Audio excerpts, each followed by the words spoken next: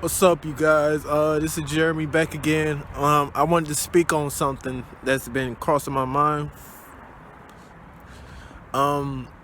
Have you guys noticed since George Floyd died, a lot of these conservative black guys and black women, Candace Owens, Officer Tatum, ABL, those type of guys, they come out when they see us doing something. I don't know how many people, if he hadn't died, would be supportive of him. George Floyd committed tons of crimes. He's been in and out of prison. One of the most heinous crimes that he did, which I believe that all you women, female activists out there will have a problem with, is that he put a gun on a pregnant woman during a home invasion.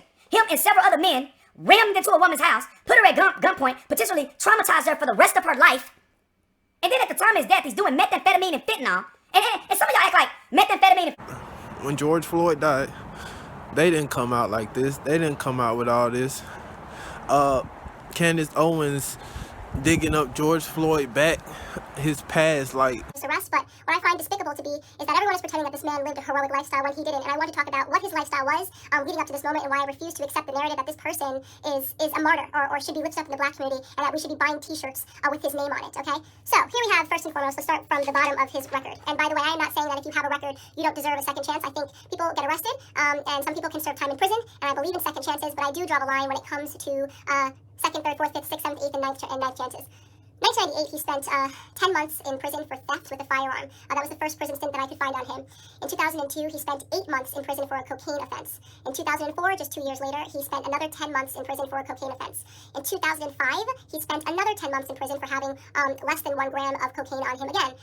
In 2007, and this was the biggest instant that I had that made me realize this was a horrible human being that I am not going to pretend was a good person. In 2005, a woman who was pregnant received a knock at the door, and she went to the door, and the person pretended to be someone that worked for the water department. So she opened her door and quickly realized that the person at her door did not work for the water department and attempted to slam it. At the moment that she was attempting to slam it, a Ford pulled up and another 5 men jumped out of the car, and one of which was George Floyd, came up to the door, and they forced their way inside to her home. Yeah. You gotta have this clean record to not be killed by the police. You gotta be a standout citizen to not be killed by the police. That means everybody is subjected to get killed by the police because nobody has a clean ass record. If you're above 20, what type of clean record do you have? You've done something.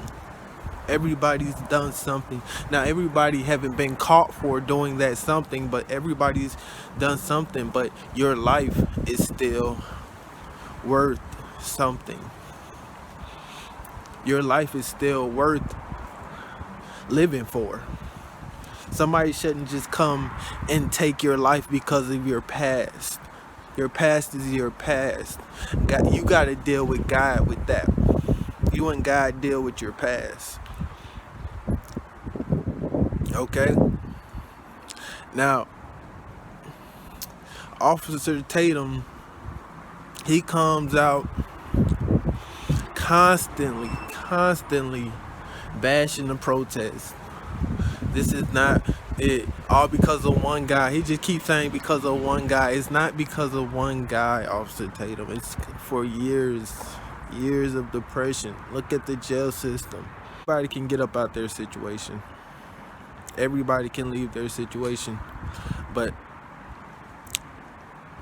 if something's there in your environment that's helping you stay in the negative and you don't know it, and you don't know these forces are helping you stay in the negative, then most people are going to go down that path. It's only a few people who get up out of that because they had somebody in their life to show them the way out. But a lot of kids growing up with their grandmother, not their mother and their father, because their father was on drugs or he was a drug dealer back in those days. Like, a lot of Generation X kids come from cracked out, abusive, jail infested families. everybody didn't grow up on the other side of that corner where the grass is greener, but the people are faker. Everybody didn't grow up on that side. So for you and Candace Owens to keep bashing George Floyd and the protest and the rioting, what are you doing to combat prejudice in the United States? To combat hateful people that's in high places that won't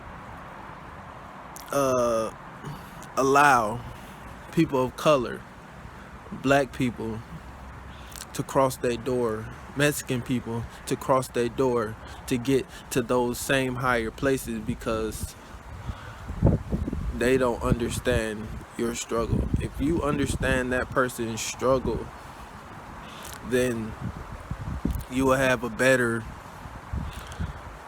knowledge on that person to do better by that person, because you will feel like you know this person more. Everybody feel the Holocaust. Most people haven't been in the Holocaust. We don't. Yeah, we see it. Like, why do you guys have so much understanding about the Jewish Holocaust and not the Black Holocaust? Like, this has been going on for years and years and years and years and years and years, decades, centuries. And you don't understand it. People are just coming around to it. But everybody, oh, so sad about the Jewish Holocaust. Yeah, it was sad and stuff, but what's going on right now? What was going on in the past is black Americans who was shipped over here to be slaves are still somewhat in that position today. Just go to your local prison system. Who are they locking up, giving the longer sentences to? A jury of your peers, non-existent. We gotta realize it's not just this one instant, Tatum. It's not just this one instant, Owens, and all the rest of you people out there that's bashing the rioters, bashing the protests. It's not just this one instant. Now, would you be bashing another group like this if they were to do something like this, or would you be parading them? Like when the Asians in China strike back against their government, would you be parading them? Or would you be saying, what a disgusting look upon these people? Let's see what y'all do.